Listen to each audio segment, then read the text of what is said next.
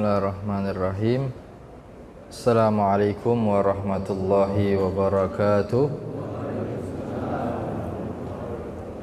Alhamdulillah, salatu wassalamu ala rasulillah sayyidina wa maulana Muhammad ibn Abdillah wa ala alihi wa sahbihi wa man walah, amma ba'd. Rabbi shrah li sadri wa yassir li amri wa hlul 'uqdatam min lisani yafqahu qawli. Subhanaka la ilma lana illa ma 'allamtana innaka antal alimul hakim. Hadirin wal hadirat yang dirahmati oleh Allah Subhanahu wa taala, semoga Allah Subhanahu wa taala senantiasa memberikan nikmat taufik dan hidayahnya kepada kita, dilancarkan seluruh urusan-urusan kita, diberikan istiqamah dan husnul khatimah indal maut, amin ya rabbal alamin. Alhamdulillah, insyaallah setiap di Sabtu pertama kita akan membaca tafsir dari surat Al-Ahzab yang diambil dari kitab Safwatut Tafasir karya Syekh Ali As-Sabuni. Bismillahirrahmanirrahim. Surat Al-Ahzab ini adalah termasuk surat Al-Madaniyah. Surat Al-Madaniyah itu surat yang turun setelah hijrahnya Nabi Muhammad sallallahu alaihi wasallam. Jadi di dalam Al-Quran itu ada surat Makkiyah, ada surat Madaniyah. Kalau surat Makkiyah turunnya sebelum hijrah, ya, itu menurut pendapat yang paling masyhur. Nah, kenapa kita mulai surat Al-Ahzab? Karena di dalam surat Al-Ahzab ini ada setidaknya 3 poin yang sangat penting di dalam surat Al-Ahzab ini. Yang pertama, at-taujihat wal adab al-islamiyah. Ada arahan-arahan, petunjuk-petunjuk dan adab-adab Islam yang ada di dalam surat Al-Ahzab ini. Nah, kemudian poin kedua, ada hukum-hukum dan syariat-syariat yang telah Allah Ta'ala wajibkan kepada kita, sabab-musababnya, beberapa hal yang telah diwajibkan oleh Allah Subhanahu wa Ta'ala. Nah, kemudian poin yang ketiga, ada 2 peperangan yang besar di dalam Islam, yaitu perang Ahzab dan perang Bani Nadir, Bani Quraidah. Perang Al-Ahzab dan perang Bani Quraidah. Dinamakan surat ini dengan surat Al-Ahzab karena di dalamnya itu ada beberapa surat, beberapa ayat yang menceritakan kepada kita tentang satu peperangan, yaitu perang Al-Ahzab. Perang Ahzab itu kalau diartikan, Ahzab berkoalisi. Siapa yang berkoalisi? Orang-orang musyrik dan orang-orang Yahudi Madinah dan orang-orang kafir Quraisy. Mereka bersatu untuk melawan orang Islam, melawan Nabi Muhammad sallallahu alaihi wasallam. Nah, itu salah satu kenapa disebut surat Al-Ahzab, ya. A'udzubillahi minasyaitonirrajim. Bismillahirrahmanirrahim. Ya ayyuhan nabiyyu taqillaha wa la tuti'il kafirina wal munafiqin innallaha kana aliman hakima. Allah mengatakan di sini, wahai Nabi. Ya ayyuhan Nabi. Nabi siapa di sini yang dimaksud? Yaitu Nabi Yuna Muhammad sallallahu alaihi wasallam. Di sini di dalam bahasa Arab, ya itu adalah panggilan, nida, ya. Dan di sini pencipta Allah Ta'ala sedang memanggil makhluknya, tapi bukan sembarang makhluk. Disebut dengan nama jabatannya. bukan dengan zatnya. Apa jabatan dan sifatnya sebagai nabi? Ya. An-nida ala sabilit tashrif wat takrimah. Li'anna lafdhan nubuwah musy'irun bit ta'zim wat takrim. Di sini panggilan dari Allah Ta'ala, tapi panggilannya dengan tujuan memuliakan yang dipanggil. Ya, kenapa? Karena lafadz kenabian ini mengisyaratkan bentuk pengagungan dan kemuliaan. Tidak ada jabatan yang paling tinggi pada manusia melebihi jabatan manusia tadi ditakdirkan oleh Allah menjadi nabi. Presiden sekalipun, ya, itu jabatannya nggak ada artinya karena itu jabatan dunia. Tapi ini jabatan kenabian, siapa yang menginginkannya? Allah. Dan Allah Ta'ala tidak memanggil nabinya atau makhluknya kecuali ya kayak memanggil hambanya biasa, memanggil dengan namanya. Seperti ya Adam, uskun anta wa zaujukal jannah. Ya Isa, ya Musa.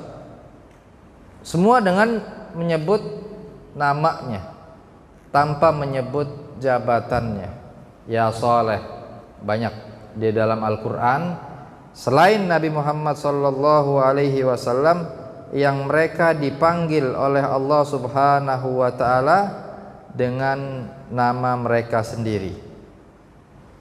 Tapi tidak dengan kepada nama Rasulullah sallallahu alaihi wasallam. Pasti Allah Ta'ala menyebut di dalam Al-Quran dengan sifatnya.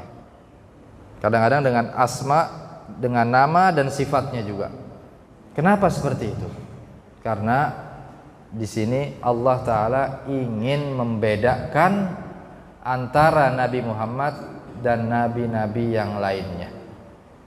Dan karena sebab nabinya termulia dibandingkan yang lain, kita jadi terangkat juga akhirnya. Kita ini umatnya terangkat karena sabab Rasulullah sallallahu alaihi wasallam, ya. Bi akramir rusli kunna akramal umami.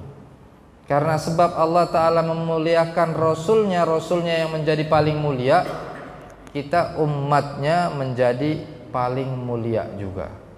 Masya Allah, ya, ini bentuk kemuliaan yang luar biasa yang nampak kelak di akhirat. Mungkin di dunia biasa-biasa aja, tapi nanti kemuliaannya kapan?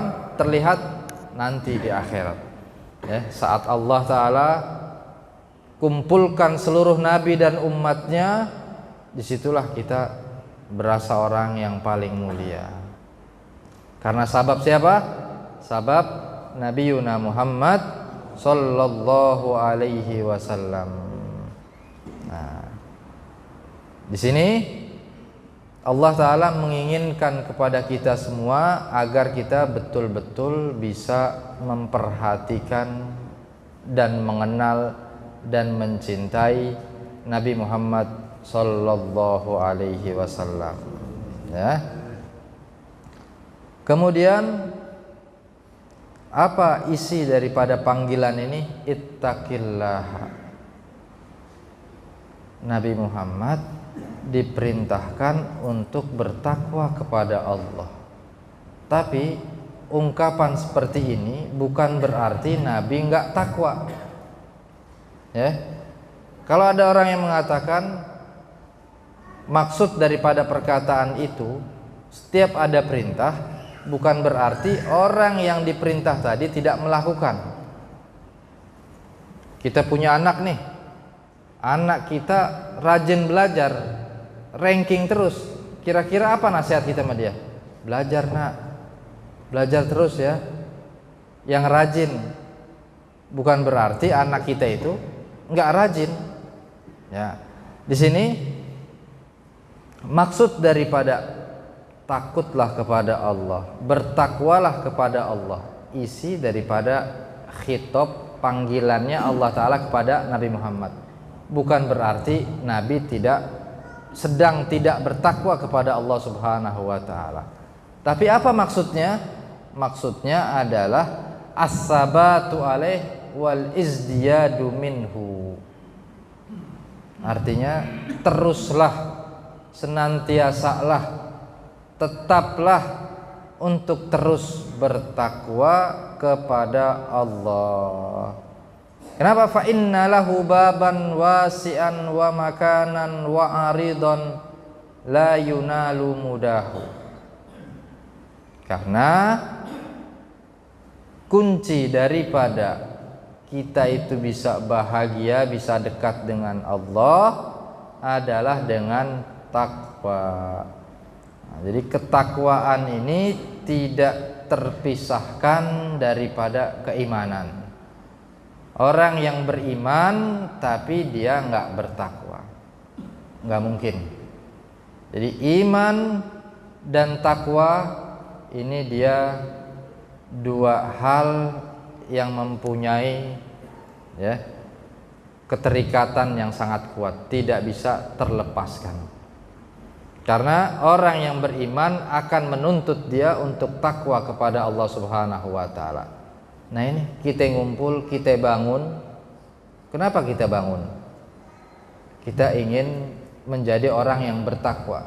Kenapa kita punya keinginan seperti itu? Kita punya keimanan kepada Allah Subhanahu wa Ta'ala yang mungkin tidak semua orang bisa sanggup dan bangun dan bisa sholat berjamaah seperti kita semua. Nah, ini bentuk daripada kemuliaan yang Allah Ta'ala berikan kepada kita. Nah, kemudian apa isinya lagi? Kenapa Allah Ta'ala memanggil Nabi Muhammad Sallallahu Alaihi Wasallam?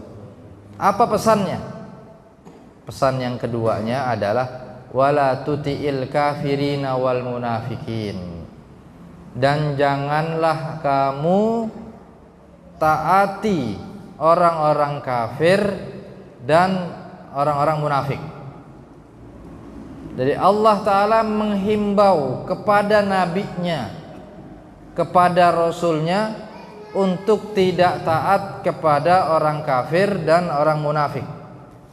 Ay wala tuti ahlal kufri wan nifaq fima yad'unak ilaihi minal lin wat tasahul.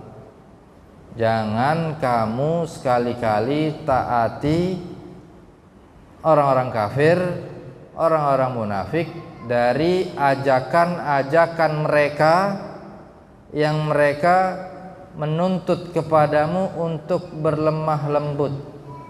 Wa adami ta'arrud li alihatihim bisu, dan tidak menyebut nama Tuhan mereka dengan buruk. Jangan berhenti, artinya jangan kamu mengajak orang-orang kafir untuk beribadah kepada Tuhanmu. Nah, karena ini sabab nuzulnya, ya. Dalam Quran itu ada, kita kenal namanya sababun nuzul. Ada asbabun nuzul. Kita dengar asbabun nuzul kapan itu? Ramadan doang ya. Nah, sababun nuzul turunnya Al-Quran. Padahal ada banyak. Di dalam Quran itu memang ada nanti yang disebut turun Quran karena ada sebabnya, ada juga yang karena tidak ada sebab. Jadi sabab nuzul itu adalah ayat yang diturunkan oleh Allah Ta'ala karena ada sabab kejadian atau ada pertanyaan dari salah satu sahabat Nabi Sallallahu Alaihi Wasallam. Baru turunlah sebuah hukum, turunlah sebuah ayat. Ada juga ayat yang tiba-tiba turun begitu aja tanpa ada sabab, tanpa ada pertanyaan, tanpa ada kejadian. Nah, ayat ini yang punya sabab nuzulnya, ada kronologinya. Ya. Nah, Imam Suyuti mengumpulkan tentang hal ini di kitab beliau Lubabun Nukul fi Asbabin Nuzul. Apa sabab musababnya ayat ini? Qal mufassirun da'al musyrikuna Rasulullah sallallahu alaihi wasallam an yarfud dzikra alihatihim bisu'in wa an yaqula inna laha syafa'atun fakariha sallallahu alaihi wasallam dzalika wa nazalatil ayat. Jadi sababnya adalah Nabi diajak orang-orang musyrik, dipanggil oleh orang-orang musyrikin untuk apa? Diminta jangan nyebut nama Tuhan mereka dengan buruk. Dan tuntutan kedua, Nabi disuruh mengatakan bahwasannya Tuhan mereka itu bisa menolong mereka. Ya, akhirnya Nabi nggak suka. Kenapa? Kok Nabi dipaksa untuk mengatakan yang tidak benar? Akhirnya turunlah ayat ini. Jadi selalu ada ajakan-ajakan, tawaran-tawaran agar berdamai. Ya udah, kami nggak bakal ganggu kamu wahai Muhammad, tapi kamu jangan sebut-sebut nama Tuhan kami dengan buruk ya. Nah, ini kan udah mulai ada nih. Hal-hal seperti ini akan terus ada. Ajakan-ajakan berdamai dari orang-orang pelaku kemaksiatan. Ya.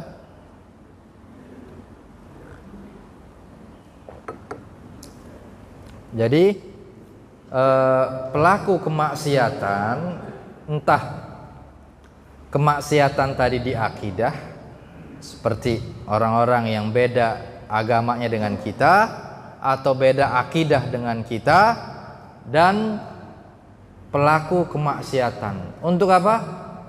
Untuk terus-menerus memberi tawaran kepada orang-orang muslim yang gemar untuk menyebarkan dakwahnya, amar ma'rufnya dan nahi mungkarnya. Udah mulai ada nih ya, sejak zaman Rasulullah sallallahu alaihi wasallam. Kenapa? Mereka sakit hati ketika Nabi mengatakan Tuhan-Tuhan mereka itu tidak bermanfaat, Tuhan mereka itu terbuat dari batu. Ya. Masa iya Tuhan yang mereka bikin terus disembah, dijual? Mereka bikin Tuhan, habis itu Tuhan tadi kasih makan, disembah, dan dilakukan ritual-ritual yang aneh-aneh. Nah, ini kan gimana tolak pikirnya? Ya, gimana pola pikir daripada orang-orang Quraisy ini? Hingga akhirnya Nabi Muhammad ya akan mengatakan apa adanya. Tuhan kamu itu tidak memberi manfaat dan juga tidak memberikan bahaya. Ya. Kok bisa itu batu hanya dibentuk, habis itu engkau bikin sebutan, akhirnya disembah. Coba kalau seandainya tidak kita sebut Tuhan, kita sebut apa? Celengan. Kita sebut pajangan. Disembah apa enggak? Enggak bakal disembah. Nah, kadang-kadang penyebutan nama, penyematan nama kepada sesuatu ini bisa merusak atau ada dampak dari penyebutan tersebut. Ya. Salah satunya apa? Salah satunya ini. Sembahannya orang-orang kafir Quraisy. Padahal kan itu batu yang mereka bentuk seperti orang atau kayak gimana bentuknya, langsung disebut nama ilah, dinisbatkan kepada batu tersebut ya yang sudah dibentuk menjadi nama Tuhan. Coba kalau seandainya nggak kita bentuk sebagai Tuhan, kita manggilnya bukan Tuhan, apa tadi? Celengan. Oh ini batu pajangan, kira-kira ada yang nyembah apa enggak? Nggak bakal ada. Dan banyak lagi contoh daripada propaganda dari penyebutan nama tujuannya untuk menyesatkan seseorang. Ya. Seperti ada istilah yang kita dengar, entah ini penyesatannya secara akidah atau penyesatan hanya penyesatan aja, ya, penyesatan yang tidak mempengaruhi akidah kita. Kayak kita dibilang kalau sumpah kalau apa pergi keluar hari weekend, ya, hari libur. Kita menyebutnya kalau udah hari weekend harus keluar, harus ke villa, harus jalan-jalan, harus ke mall, refreshing dan segala macam. Ngapain jalan-jalan refreshing? Padahal emang punya duit? Kan nggak semua orang punya duit. Seakan-akan apa akhirnya? Orang kalau sumpek harus keluar. Nggak punya duit, suruh utang. Kemana? Ke villa, ke puncak, ke mall dan segala macam. Padahal nama-nama seperti ini kan baru. Mungkin 50 tahun yang lalu nggak ada penyebutan nama ini. Akhirnya apa? Orang mulai terbiasa. Oh, orang kalau mau otaknya fresh dan segala macam itu harus keluar, harus jalan-jalan, harus weekend, harus ke mall. Jadi kayaknya semua orang dipaksa untuk keluar seperti itu. Ini kan penyesatan juga. Kalau dia nggak punya duit gimana? Dia buat makan aja susah, disuruh harus keluar rumah. Nah, terkadang udah nyampe sono nggak selesai masalah, tambah lagi masalahnya. Ya, bukan berarti kita mengharamkan orang liburan itu pergi jalan keluar, enggak. Ini hanya sebagai contoh. Kadang-kadang ya penyebutan nama itu tujuannya untuk mengelabui kita, padahal kita belum tahu hakikatnya apa sebenarnya. Harusnya kita telusurin lagi. Oh, cara selain saat kita sumpek itu bukan hanya dengan keluar terus. Dengan apa? Zikir kepada Allah, ngaji, ya, baca Al-Quran. Akhirnya nama yang hal-hal tadi nih, yang bagian daripada syariat nggak kesebut semua ini. Akhirnya orang taunya kalau sumpek jalan, pergi, nggak punya duit, pinjem. Mulailah ada ajakan-ajakan orang untuk pinjem duit. Kayaknya semua orang nggak boleh miskin. Justru orang yang minjem itu miskin. Orang yang masih punya utang berarti dia belum mampu. Kalau kata Haji Bolot gimana? Dia punya segala macam, dia kagak ngutang. Ya, kita lunas semua beli. Keren tuh dia punya prinsipnya. Berarti kalau kita masih kredit, masih ngutang, ya belum mampu. Ini kan prinsip dasar yang nggak semua orang bisa seperti itu. Dan kita mungkin bagian daripada yang masih ngutang tadi. Ya, dengan berbagai macam kebutuhan kita. Ya.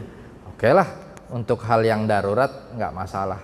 Ini kesampai kepada hal untuk gaya hidup juga, dia sibukkan dirinya dengan menghutang tadi. Akhirnya buat apa kita belajar sabar? Buat apa kita kenal zuhud?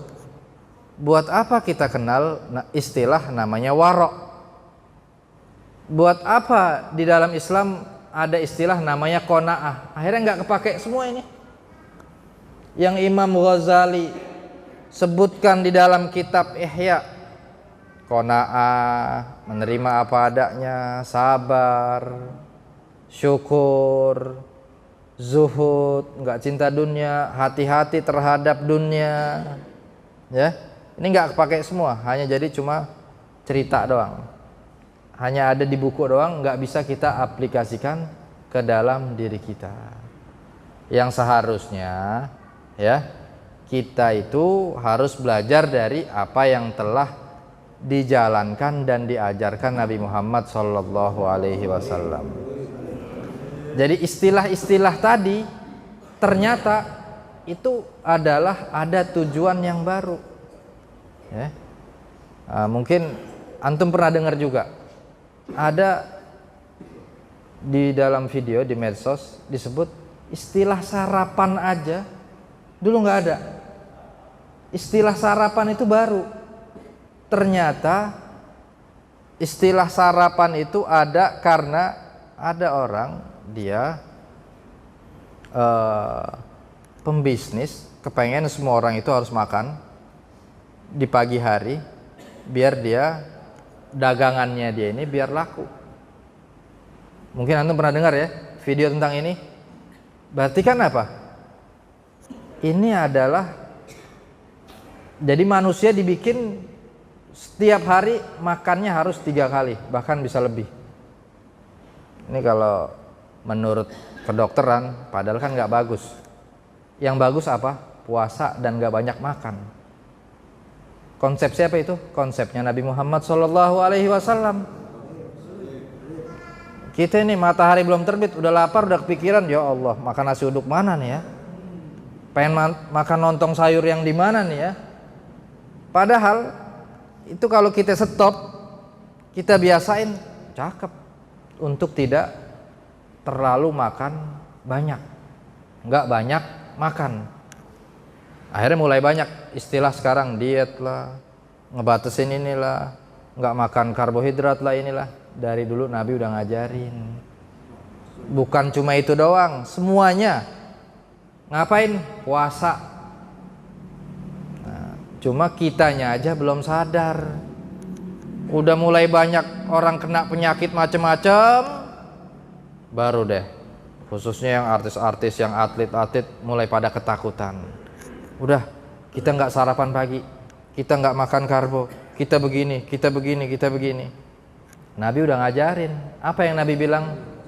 Nahnu kaumun la na'kul, ya, la na'kul hatta naju wa idza akalna fala nasba. Kami ini suatu golongan yang nggak makan kecuali udah lapar banget baru makan. Dan apabila kami makan, kami bakal berhenti sebelum kami kenyang. Kebalikan kita nih. Kita belum lapar aja, tukang bakso lewat, pengen nyobain bakso. Ntar tukang cilok berhenti, pengen nyobain juga. Oh, nyobain, dia bikin donat, cobain donatnya. Masya Allah, akhirnya mulut dia ngeganyam terus. Nggak ngeluarin kalimat, dia ngunyah. Nggak ngobrol, dia ngunyah terus. Dan betul kan akhirnya apa? Kata si pegiat olahragawan, nggak disetting tubuh kita ini untuk terus makan terus. Ini lambung dia kalau bisa ngomong udah teriak nih, woi jangan makan mulu, zikir kayak berhentiin, stop. Dia demen kalau udah datang Ramadan nih, lambung kita nih. Kenapa? Karena sumber penyakit semua datangnya dari banyak yang kita makan. Semakin banyak yang kita makan, maka semakin beresiko juga penyakit yang datang kepada tubuh kita. Makan yang sehat aja ini bisa menjadi resiko penyakit, apalagi makan yang nggak sehat, yang kita nggak tahu sumbernya, yang minyaknya nggak jelas, yang keracunan, yang segala macam. Masya Allah, ini bukan bagian daripada ajaran Nabi Muhammad Sallallahu alaihi wasallam. Gak kelar-kelar kayak kasus keracunan ini. Judulnya mah keren, makanan bergizi. Apa gizinya itu kalau ada yang keracunan? Nah, ini betul-betul harus bertanggung jawab. Ya. Penanggung jawabnya, pengelolanya harus bertanggung jawab. Jangan dianggap sepele. Itu kan biasa. Nggak bisa begitu. Ini menyangkut nyawa orang. Coba anaknya dia yang kena. Coba adiknya dia, coba keluarganya. Kira-kira dia gimana?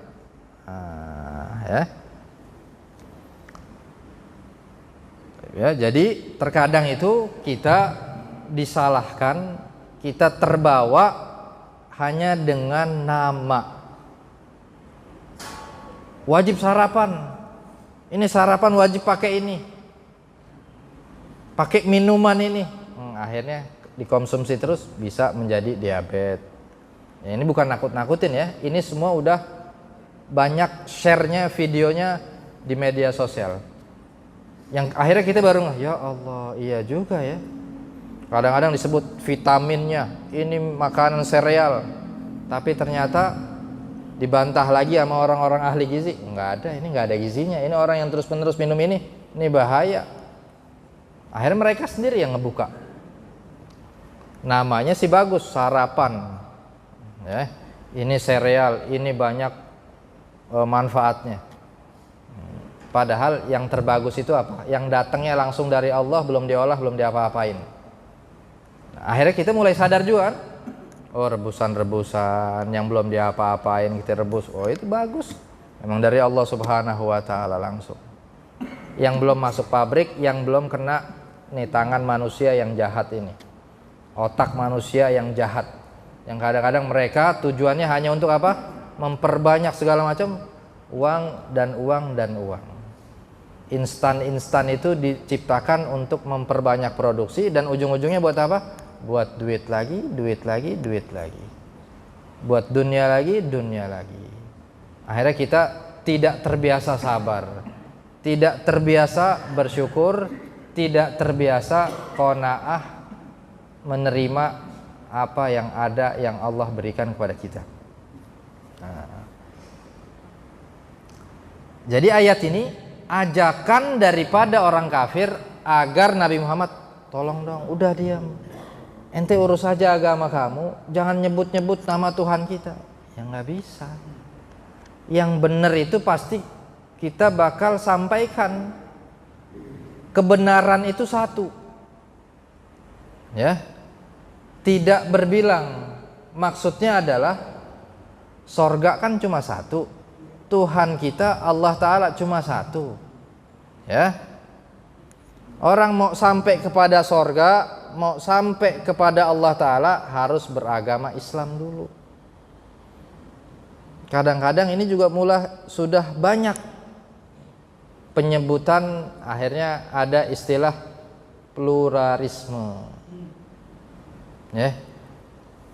Jadi tidak ada kebenaran yang mutlak. Ini juga salah. Padahal kebenaran itu sudah mutlak. Hak itu sudah mutlak. Mulailah ada. Tujuannya apa? Halus dia. Biar kita hidup berdampingan, berdamai. Biar kita mengamalkan toleransi. Biar kita hidup saling menghormati. Sebelum ada negara, ya, sebelum ada undang-undang ini, kita sudah hidup berdampingan dengan orang yang beda agama biasa-biasa aja. Nggak pernah ada kejadian macam-macam. Justru semakin ada hal-hal yang kayak begini, semakin ada proyek-proyek yang memang kita dibenturkan. Ya, akhirnya mulai terciptalah ya lembaga-lembaga khusus untuk menangani ini, turun anggaran yang besar dan segala macam. Tujuannya pada akhirnya ya dunia dan politik mereka, politik orang-orang elit, orang-orang atas. Ya. Atasannya lagi, ada atasannya lagi. Ya ujung-ujungnya siapa? Ya Amerika, Israel. Udah musuh utama kita Amerika, Israel. Karena mereka betul-betul telah ya menyebutkan misi dan tujuan mereka. Dan mereka sendiri yang menciptakan demokrasi, mereka sendiri yang menciptakan HAM, tapi mereka sendiri yang menghancurkan nama itu. Dan alhamdulillah ya dibantah oleh mereka sendiri atas nama kemanusiaan. Artinya orang kafir juga udah pada melek. Ini nggak benar ini. Genosida ini nggak benar. Yang Perancisnya, yang Kolombianya, ya, yang Inggrisnya, yang Rusia, semua yang beda akidah dengan kita. Mereka mengatakan Israel, Amerika nggak benar, mereka adalah biadab. Ini tidak bisa dibiarkan. Jadi memang di dalam hadis kan disebutkan terkadang agama itu ditolong oleh orang-orang yang jahat. Jahat apanya? Maksudnya orang yang tidak beriman pun bisa menolong agama ini terkadang, tapi ya. Nah, ini mungkin salah satunya. Akhirnya orang Islam melek, ya Allah, ini Presiden Kolombia, dia bilang, mengatakan apa yang dilakukan Amerika nggak benar. Ya, ini perbuatan harus di stop, harus diberhentiin. Bahkan ayo kita siap kumpulkan tentara-tentara kita untuk nyerang mereka. Ini baru pemimpin. Karena kenapa? Kan yang menyemarakkan, menviralkan, menyematkan nama HAM, kemanusiaan, siapa ini? Kan istilah-istilah orang kafir. Di istilah kita udah ada. Di istilah di dalam kita itu hak Islam kepada Islam, hak tetangga itu sudah ada, menghormati, tidak menyakiti dan segala macam, itu udah ada semua di dalam kitab. Mereka baru pakai nama lain atas nama kemanusiaan, toleransi, ya, saling menghormati. Ini di Quran udah ada, di Sunnah sudah ada, di usul fikih sudah ada, di qawaidul fikih sudah ada. Ya. Sebelum mereka berbicara, sebelum mereka punya negara, Islam sudah ngajarin lengkap semuanya. Jangankan cara bernegara, cara ke kamar mandi aja di Islam udah diajarin. Ya, cara masuk kamar mandi diajarin. Cara hidup sehat diajarin di dalam Islam. Ya. Nah, mereka ini kan orang-orang baru. Negara ini baru tercipta kapan sih? Paling lama berapa tahun? Ya. Sedangkan Nabi Muhammad sudah membawa risalah ini sejak 1400 sekian tahun yang lalu. Nah, hanya kitanya aja yang terlalu jauh dari agama, akhirnya kita gampang kagum terhadap ciptaan atau aturan atau konsep yang dibikin oleh orang musyrik, oleh orang selain Islam. Ya. Jadi kalau seandainya ada konsep yang bagus tidak dijalankan oleh orang Islam, bukan Islamnya yang buruk. Siapanya? Ya kitanya. Orang penghuninya ini. Islamnya nggak akan buruk, Islamnya tetap mulia sampai kapanpun. Islam benar dan mulia. Dan kita wajib mengatakan ini. Mengatakan apa? Mengatakan Islam yang benar. Ya, Allah Ta'ala Tuhan kita, kebenaran itu ya hanya satu yang mutlak, yang datangnya dari agama. Ya.